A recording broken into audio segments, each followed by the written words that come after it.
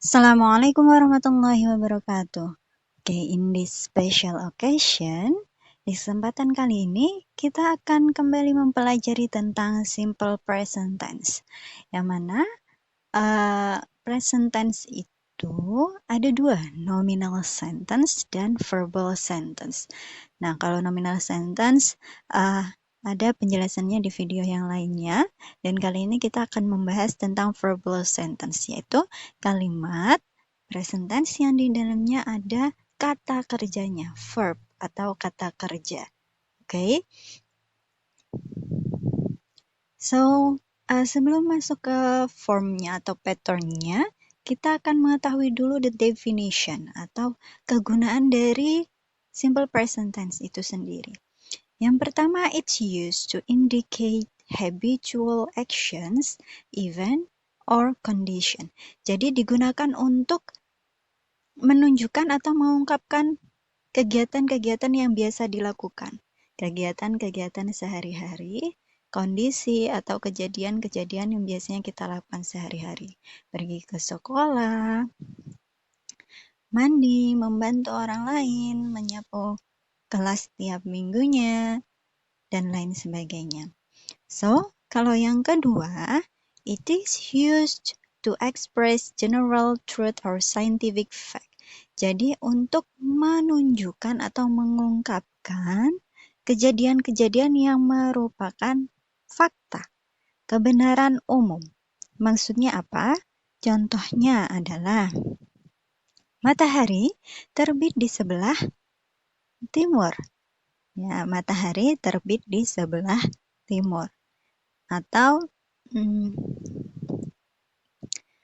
hujan turun dari langit. Matahari terbenam di sebelah barat. Nah, itu kan fakta. Air mengalir dari atas ke bawah. Nah, itu general truth atau fakta-fakta umum yang memang benar adanya. Nah, kalimat-kalimat yang seperti itu kita menggunakan simple present tense.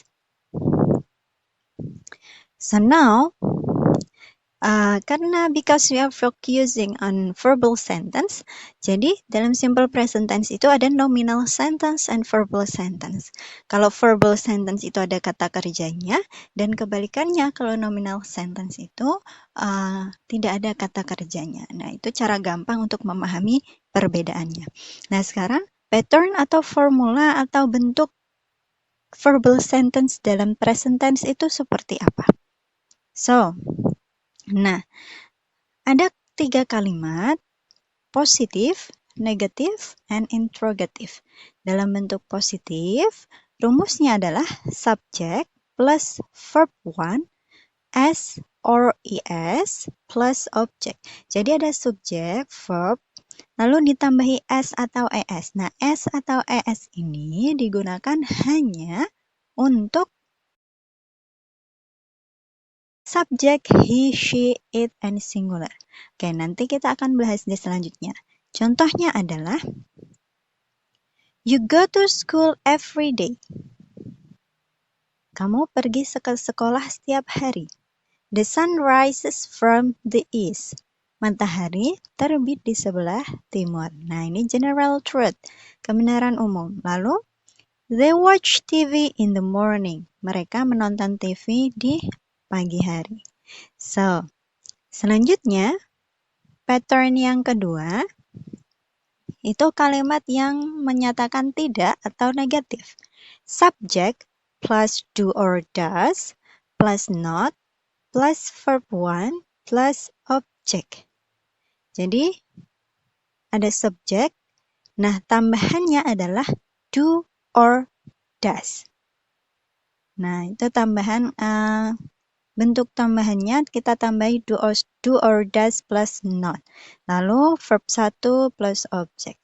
Nah, contohnya, you don't go to school. Nah, don't itu singkatan dari do not. You don't go to school. Next, the sun doesn't rise from the west. Matahari tidak terbit dari sebelah barat. Doesn't itu singkat dari does not. And next, they don't watch TV in the morning. mereka tidak menonton TV di pagi hari. Oke, jadi bisa dilihat perbedaannya ketika dalam bentuk negatif, dalam bentuk positif bagaimana, dan dalam bentuk negatif ada tambahan do or does. Oke, next, dalam bentuk kalimat tanya, do or dash. Do or does plus subject plus verb 1 plus object. Do or does tinggal kita pindah ke bagian depan. Example, do you go to school every day? Apakah kamu pergi ke sekolah setiap hari? Does the sun rise from the east? Apakah matahari terbit di sebelah timur? Dan do they watch TV in the morning? Apakah mereka menonton TV setiap pagi di pagi hari? Dan ketika ada bentuk pertanyaan do or does, berarti kan itu present. Dan maknanya apakah? Yang jawabannya ya atau tidak. So, nah kalau pertanyaannya do, of course the answer will be do. Yes, you do. No, you don't. Atau ketika kalimat pertanyaannya menggunakan does, berarti yes, she does. No, she doesn't. Jadi sesuai. Kalau do, ya do. Kalau does, ya does. Nah, sekarang apa perbedaan penggunaan do or does dan penggunaan s atau es? Oke, let's see. Do or does. Nah, do itu kita gunakan untuk subjek apa saja? I, you, kamu, we, kami, they, mereka. Dan plural atau jamak. Lebih dari satu, dua orang, dua benda, atau lebih dari itu berarti kita pakainya do. Lalu kalau does untuk apa saja? He, she, it, and singular. Satu benda. Ketika satu benda atau satu orang berarti kita menggunakan does. Lalu ketika yang menggunakan s atau es, kata kerjanya yang ditambahi s atau es itu subjek yang bagian mana? Yang does atau bagian do?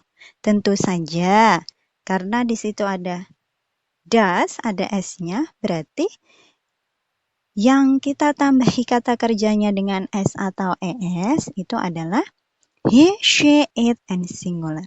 Nah, sebaliknya, ketika I, you, we, they tidak memerlukan s atau es. Seperti itu ya. Pokoknya yang does berarti dia perlu ditambahi verbnya menggunakan s atau es. So, next. Nah, dalam present tense itu ada beberapa adverb of frequency. Kata keterangan frekuensi atau seberapa sering dilakukan. Always, selalu, often, sering, usually, biasanya, sometimes, kadang-kadang, rarely, jarang, seldom, jarang juga, never, tidak pernah. Jadi ini kata keterangan yang biasa. Kalau bertemu dengan kata keterangan ini berarti kita harus menggunakan kalimat present tense. So, the example. You often help your mother in the kitchen. You often help your mother in the kitchen. Kamu sering membantu ibumu di dapur. Lalu bentuk negatifnya bagaimana? You don't often help your mother in the kitchen. You don't often help your mother in the kitchen. Karena di situ you berarti kita menggunakan do. Jadinya don't. Dan selanjutnya bentuk interrogatifnya, do you often help your mother in the kitchen?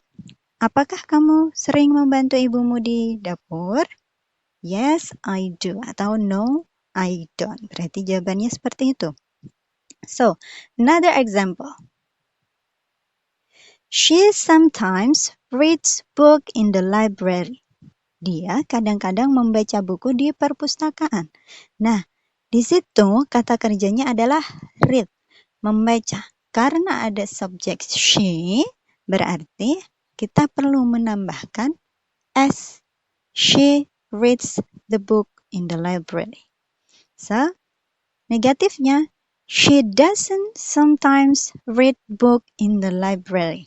Nah, coba kita lihat lagi kata read, kok S-nya hilang ketika bentuk negatif? Ya, harus hilang. Jadi, S-nya hanya untuk bentuk positif saja. Ketika dalam bentuk negatif dan interrogatif, S-nya hilang. Karena, coba difahami di sini, karena sudah ada does. Jadi, karena S-nya berada di does. Jadi, sudah ada penggantinya. Jadi, ketika dalam bentuk negatif dan interrogatif, S dalam kata kerja hilang karena sudah ada does. So, interrogatifnya, does she sometimes read book in the library? Apakah dia kadang-kadang membaca buku di perpustakaan? Yes, she does, or no, she doesn't. So, let's try to do the exercise. Ria cleans the classroom every Monday. Ria membersihkan kelas setiap Senin. Nah, kata kerjanya clean dengan adanya S di situ. Lalu, negatifnya bagaimana? Does, pasti ya. Karena satu orang, Ria, singular. Ria doesn't clean the classroom every Monday. Dan kalau interrogatifnya, berarti does kita perlu pindahkan ke depan. Does Ria clean the classroom every Monday? Okay. Yes, she does. No, she doesn't. Next question. Nah, ini cuma ada bentuk interrogatifnya, bentuk kalimat tanyanya. Do Mona and Risa play game in the yard? Apakah Mona dan Risa bermain game di lapangan? So, karena dua orang berarti kita pakai do. Nah, positifnya bagaimana? Karena do sudah jelas dong, kata kerjanya tidak perlu menggunakan as karena lebih dari satu orang. Mona and Risa play game in the yard. Lalu negatifnya do berarti Mona and Risa don't play game in the yard. Jadi yang paling utama adalah pay attention to the subject. Subjek dan do-does-nya. Next. Okay. They don't arrive at Jakarta at 9. Mereka tidak sampai di Jakarta pada pukul 9. They don't. Jadi, positifnya, they arrive at Jakarta at 9. Karena positif berarti don't-nya kita hilangkan. Mereka sampai di Jakarta jam 9. Kata kerjanya tidak perlu S. Karena apa? Karena they. Mereka. Subjeknya they. Dan lebih dari satu orang. Lalu interrogatifnya, do they arrive at Jakarta at 9? Apakah mereka sampai di Jakarta jam 9? Yes, they do. Atau no, they don't. Okay? So that's all about simple present tense, especially for verbal sentence. Nah, semoga bisa bermanfaat dan memahami dengan baik tentang verbal sentence dari video ini. Thank you. Assalamualaikum warahmatullahi wabarakatuh.